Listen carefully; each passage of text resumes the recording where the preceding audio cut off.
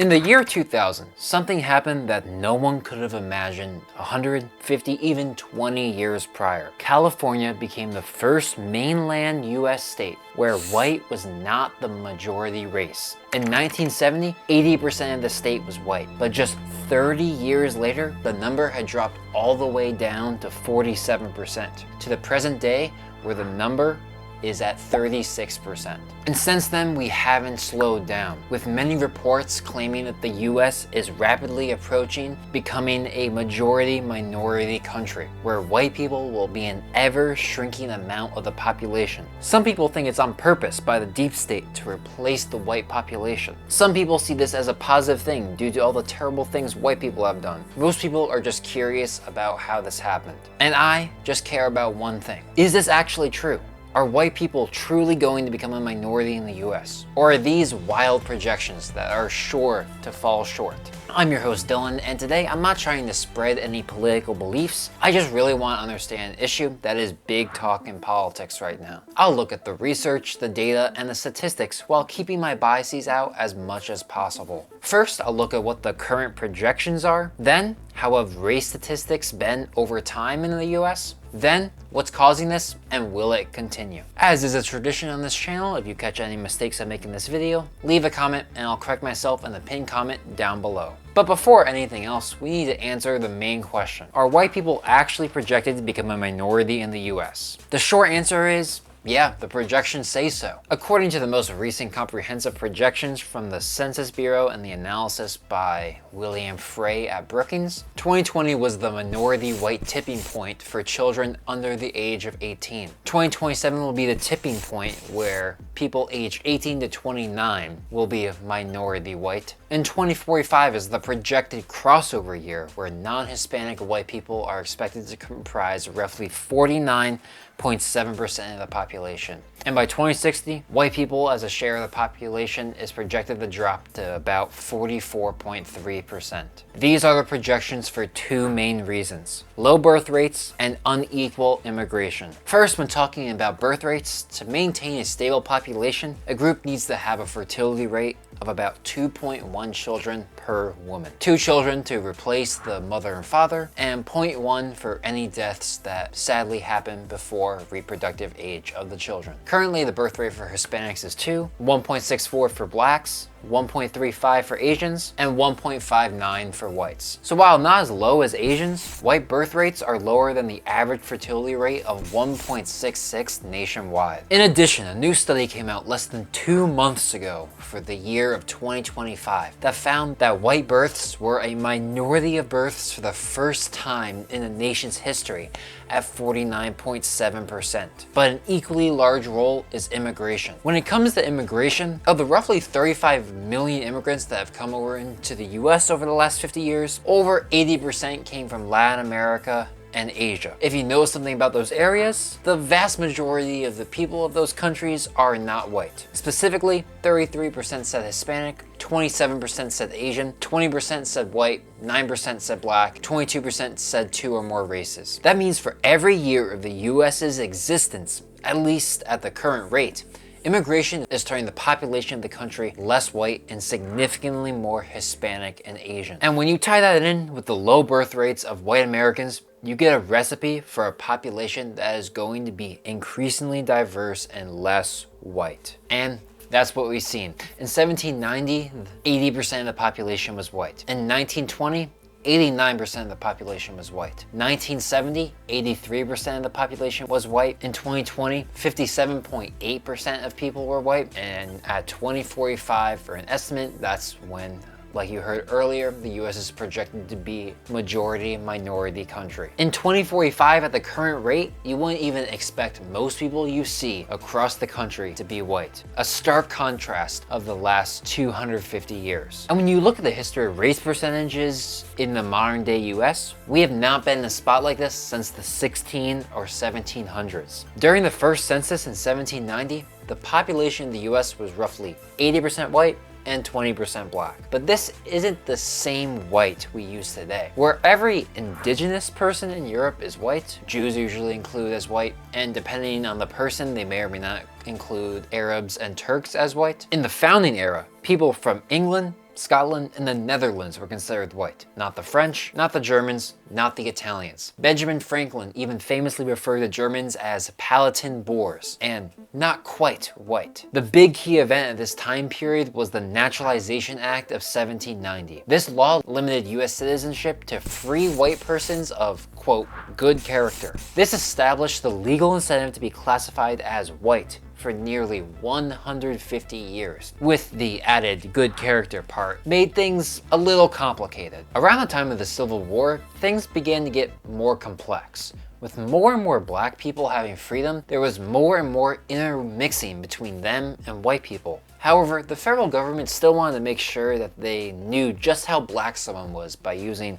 scientific methods. In 1850, the census introduced mulatto to track people of mixed black and white heritage. 20 years later, in 1870, a second act of naturalization was signed that extended naturalization rights to aliens of African nativity and to persons of African descent, which in combination with the 14th Amendment gave birthright citizenship to any people in accepted groups born in the US regardless of parents' citizenship. But to get sad again, by 1890, the census added even more specific and now offensive terms for measuring blackness like quadroon and octoroon. These measurements will be important in the next era. The era in which two of the biggest waves of immigration ever happened, the Irish and the Germans. The Irish wave happened from 1845 to 1855 due to an event all of us know. The Great Potato Famine. We all know about it, so no need to go over all of that. Just important to know that over 1.5 million Irish arrived in a single decade. By 1850, the Irish made up 40% of all foreign-born residents, nearly all of which never left New York or the surrounding areas due to how poor they were. Their inclusion into society heavily disrupted the social code because they were all Catholics. During this time, it was the worst to be black, but being Catholic was second place in the totem pole of what not to be in the heavily Protestant nation, and led to the Irish commonly not being considered white and of good character. Around the same time, but extending far beyond, was the German wave. The big cause of the mass immigration was the revolutions of 1848, and the following wars of German reunification, and then the following attacks on the German Catholic Church, and the disarray from the combination of Lutheran and Reformed churches. Approximately 5 million Germans arrived during the 19th century, largely to the Midwest and deeper inland into the United States because they had significantly more money coming to the country than Irish did. Large amounts faced issues over being Catholic and not being white enough, but they were largely more accepted than the Irish because they weren't all in one large city and a large percentage of them were Protestant. In 1870, this was the first time Chinese appeared on the census, following the gold rush and railroad construction. And just 12 years later was the Chinese Exclusion Act. This was the first major law to restrict a specific ethnic group from immigrating, drastically slowing the growth of the Asian population for decades and leaving thousands of Chinese men to die alone as their wives or potential suitors were no longer allowed to immigrate over. The cause of these three immigration waves were clear as day. 2 massive white immigrations to the US, while preventing and banning the immigration of non-white people, leading to whites becoming an even greater majority of the population.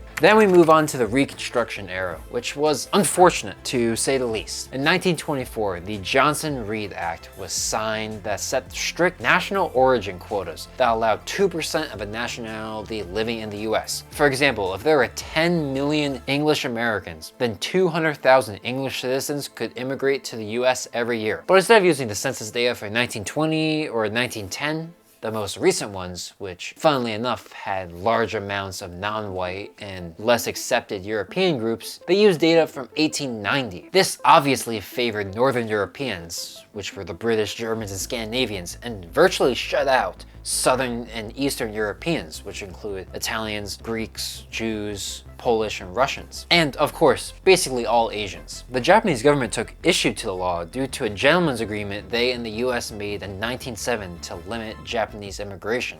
The Fed continued on this journey by instituting the one-drop rule on the census in 1930. The census officially instructed workers that anyone with any black ancestry must be counted as black, regardless of their appearance or other heritage. This was used by most southern states to restrict rights and segregate as many people as possible. During the same year, the census listed for the first and only time Mexican as a race. However, after pressure from the Mexican government and the LULAC, the League of United Latin American Citizens, the US reclassified Mexican Americans as white in 1940 to avoid diplomatic friction.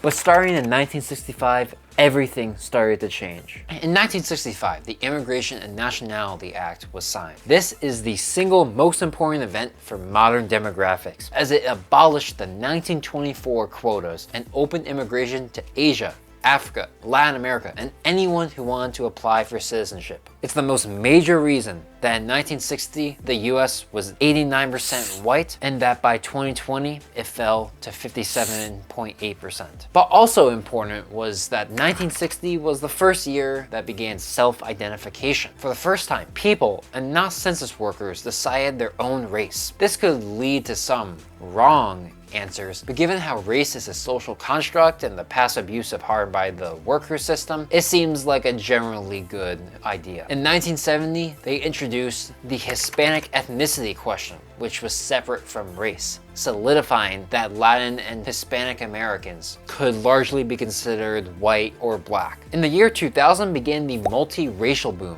as the census began allowing people to select more than one race. This changed the data from mutually exclusive boxes to more of a checklist system, a fluid spectrum, a way to better reflect how people really identified. And most recently in 2020 was the first time the census has ever showed an absolute decline in the white alone population, while the multiracial population surged by 276%. But all of this to say, will the race makeup stay the course and continue towards an ever-shrinking white population as a percent of the population? Well, there's a few things that could happen that could change the projections. The first thing is something that I feel like I don't hear anyone talk about very often, and that's racial assimilation, which sounds bad, I understand, but it's not some Nazi-esque thing tied to ideology and death. Instead, it's just looking at what the data shows us. About 1 in 5 marriages in the modern day are interracial, with a white person being included in 90% of them. And for the simple fact that there are more white people than every other race by a wide margin, and that it's commonly seen as beneficial,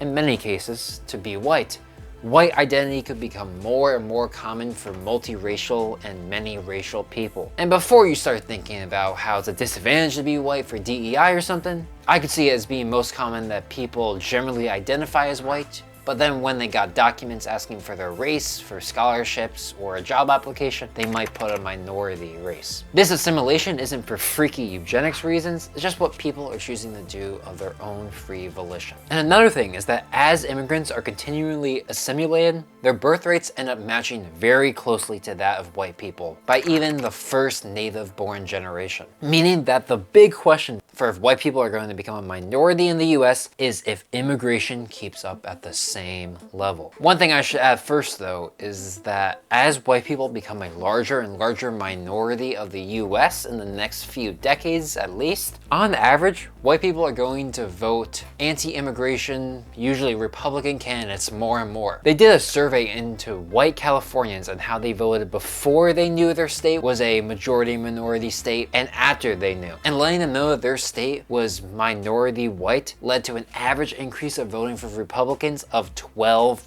points. But there's really 3 possibilities.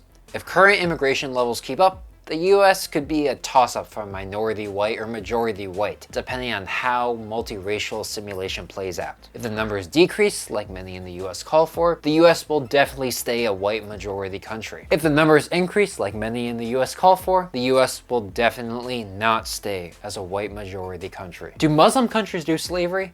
Yeah, crazy question to ask, but there's a surprising amount of information on the topic. You can see that information right here. And don't forget to read the data, don't be racist, and think controversy. I'll catch you over in this video right here.